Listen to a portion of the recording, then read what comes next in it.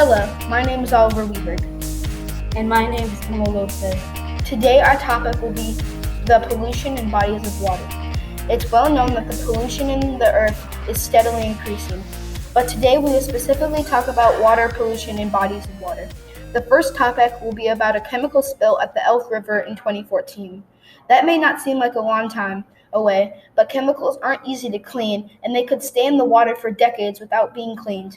There are still chemicals in the water to this day, and it's probably going to stay there like that unless it's cleaned.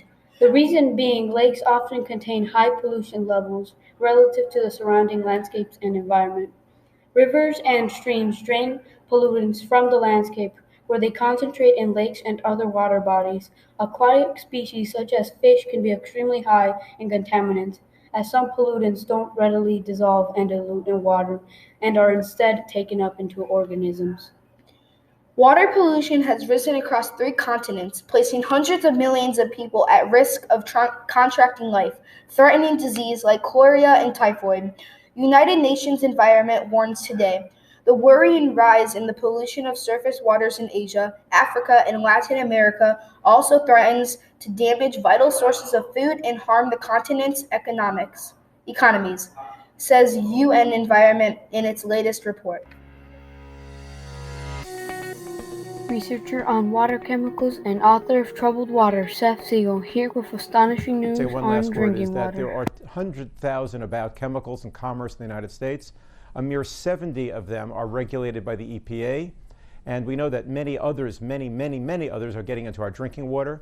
And we also know that the last time the EPA has regulated any chemical or any contaminant for that matter for drinking water is 23 years ago. So I break it down into homes and businesses that get their water piped to them by public utilities, and some 40 million Americans who get their water from private drinking water wells. And these are two different phenomena. And actually, for private drinking water wells, it's even worse because the EPA has taken the position that they have no relationship whatsoever and no oversight whatsoever to private homes or people or offices that get their water from private drinking water wells. And this is a separate water crisis. To the extent that it's researched at all, and it's vastly under-researched, somewhere between 1/3 and 45% of all private water wells are severely contaminated. While Seth Siegel describes the problem in general, Angie Rosser zooms in on the Elf River crisis. So here's Angie Rosser and her take on the situation. So Charleston and the Kanawha Valley has been coined as Chemical Valley because there has been a lot of large-scale chemical plants along the Kanawha River. It's one advantage that big river systems bring is that they can, they can accommodate the types of needs that big manufacturing companies need. So several chemical manufacturing plants have been along the canal and in the Charleston area for years. We see these chemical storage tanks dotted along our landscape or along our rivers is just something that we're used to. You know, I've driven by those tanks on daily, weekly basis, and it never occurred to me. I didn't know what was happening there. They looked old, they looked rusty. Frankly, I thought it was probably just a retired tank farm and not much was happening there. Little did I know there were these very dangerous chemicals being stored there in tanks that were not being maintained and were not being inspected.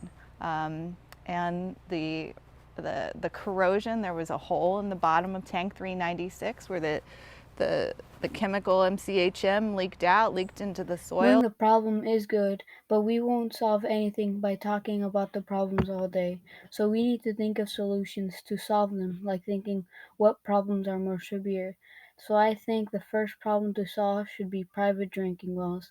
If you have a private drinking well, you basically have a 1 out of 3 or more chance of having severely contaminated water. But I think a way to decrease the amount of people affected by these wells is to have at least yearly water checks for anything that could be harmful to people. Another problem is chemical spills. Usually rivers are surrounded by chemicals because they accommodate manufacturing needs. The Elf River had a chemical spill because the chemical containers weren't getting checked for any leaks. Again, there is a simple solution for for this, just check the containers often. A lot of the problems worsen all the time because by the time we know about them, they're many times worse than when the problem started. So I think the overall solution should be maintenance. Let's not wait until the problem is at our doorsteps. That's all. Thank you for tuning in.